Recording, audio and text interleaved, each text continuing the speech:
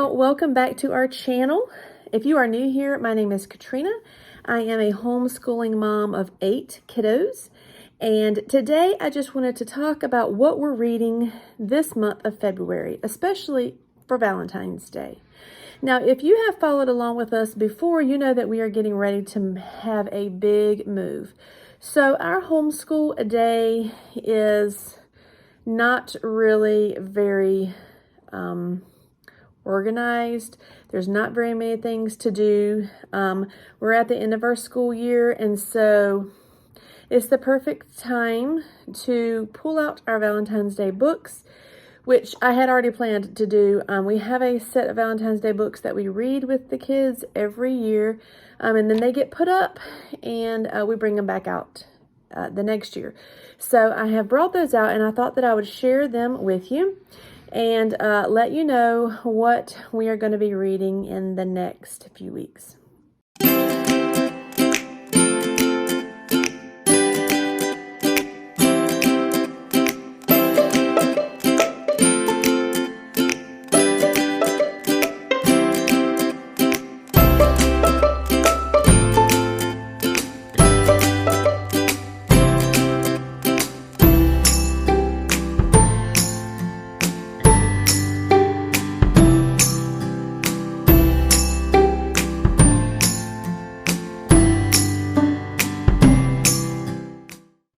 Okay, it might help if I say that we have a 13-year-old, a 12-year-old, a 10-year-old, a 9-year-old, a 6-year-old. Actually, she's 7 now. We have a 7-year-old and a 5-year-old and a 2-year-old and a 1-year-old. So we have a large span of ages as far as reading material goes. So most of our reading material is geared more towards reading to the younger kids, which we do every night before bed anyway. But I also want to make sure that my older kids are also getting some reading done. Now, they spend a majority of their time reading, and they read the books that they choose. But for our family, we are going to start reading Spring with the Moody's. It pretty much is spring here in Georgia. I mean, it is 75 degrees outside today. So we are going to start reading Spring with the Moody's. So we have two, I guess it would be two separate series of the Moody stories. This first one, this is the 4th book. There is winter, summer, and fall. And so this is the one with the spring. And it is the life of a Christian homeschool family. And so in the springtime, we read this book. It's a really fun book and a great way to start off the spring. So we will be reading this together for as long as it takes us to read it for this month of February. Now, the rest of the books that I have one book for each night. We usually read them at night before the kids go to bed. So one book for each night leading up to Valentine's Day. And that's kind of just how it works out because the kids like to read their other books as well. So we read for 14 days, the Valentine's Day books, and then we'll go back to reading their normal books that they hear all the time until Easter, when we'll pull out Easter books and do the same thing over again. Which that reminds me, I need to make sure that the Easter books are put into our unaccompanied baggage so that they will be shipped and be there for us to at least have something to read. Okay, so the first book that we have is Joseph and His Brothers.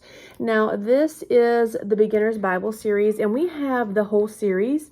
And I think that I just have 3 for Valentine's Day. But the reason why I choose this book for Valentine's Day is because it's about siblings, love for your siblings, forgiveness, and it really teaches a very important lesson that I want my kids to know. So we read Joseph and His Brothers, and it's just a really simple book. I mean, I love the pictures and how they've illustrated it. But so I will read this to them, or one of their younger siblings will read this to them. And we always get a kick out of reading these little I Can Read books. So that is Joseph and His Brothers. The second book is Frog and Toad Are Friends. Now, this is also about friendship, and I thought that it was important for us to read this year. We didn't read it last year for Valentine's Day, but I'm reading it this year because we're getting ready to make new friends. We're moving to a new place, and while their siblings will still be their friends, they're going to have to meet new friends in the neighborhood and just get to know new people, and that's going to be a different experience, especially for the younger kids. So we have Frog and Toad Are Friends. Now, this book we will probably read over the course of a few days because it has like little chapters in it. But it's just, I don't know, you've probably read this story, but it's just the story of Frog and Toad and how their friendship builds as it goes through the story. So I have always loved this book, and I really thought it would be a good time to pull it out since we're getting ready to have to make friends. The next book is There Was an Old Lady Who Swallowed a Rose. Now, we have many, many old lady books. Swallowed a Shell, Swallowed a Map, a Cow, a Fly. We have a lot of these books. The kids really love them. They love the repetition and just how the story all comes together in the end. So we pretty much read this every year, and then it goes back on the shelf, so they'll enjoy it coming back out. But, at the end of the story, you always figure out why she swallowed all of those things and what comes together with all the things that she did swallow. So There Was an Old Lady Who Swallowed a Rose. It's one of my favorites. Also, we have God Bless You, Little One. This is kind of like, more like a prayer book. I guess you would say it's time to say our bedtime prayers. And then it goes through the story and it tells who that you want to bless, your grandparents, your friends, all the things outside. And so, it's just reminding them what blessings are and how we should love others and the things that God made for us. So we love this book. It comes out every year. And so this is another favorite of ours. God Bless You, Little One. This is a new one that I got last year after Valentine's Day. So we have not read this book yet, but I pulled it out again because we are getting ready to travel across the world to live on an island. And so this book is called The Whole World Needs Jesus. And it really talks about taking the gospel and the story of Jesus to people of all different color skin. And, some of the ways that you can do that, some of the people that you will get to talk to. And I just thought that this was another good opportunity for them to see friendship, love, and what the real purpose is. So this is a really important book for me to pull out this year, and I'm really super excited to read it with them. I know that my older kids will enjoy it, and we'll probably read it more than once. I may even pack this one in our baggage, our suitcase. So The Whole World Needs Jesus. The next book is just a little Eric Carle book. Love. It's really sweet. They love Eric Carle. And so I got this book a long time ago, and we've read it not just at Valentine's Day, but throughout the year. It's cute little things. You are the cherry on my cake, the apple of my eye, that kind of thing. Is really, really cute. So that's one of our favorites.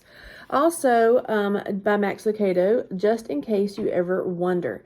Now, this is a book about my love, or, a parent's love for a child.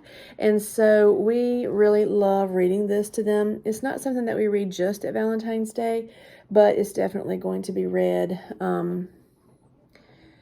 for this Valentine's Day. So it talks about God's love, a parent's love,